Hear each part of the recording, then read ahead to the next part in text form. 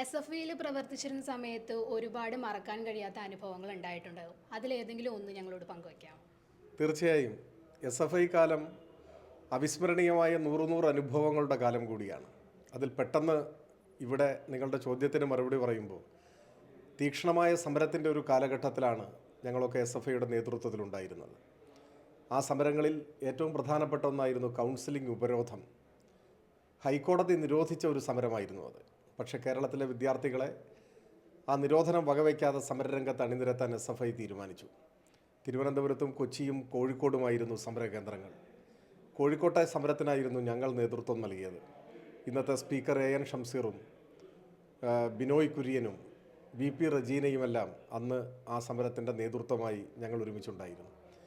Police ക്രൂരമായാണ് സമര നേതൃത്വത്തിലുള്ള ഞങ്ങളെ എല്ലാവരെയും നേരിട്ടത്. പോലീസിൻ്റെ മൃഗീയമായ ആക്രമണം, മനുഷ്യത്വരഹിതമായ മർദ്ദനം അന്ന് ഇന്ത്യ വിഷൻ ചാനൽ സംപ്രേഷണം ആരംഭിച്ച കാലമാണ്. അവർ സമരരംഗത്ത് നിന്ന് ലൈവ് ടെലികാസ്റ്റ് നടത്തിയിരുന്നു, തത്സമയ സംപ്രേഷണം.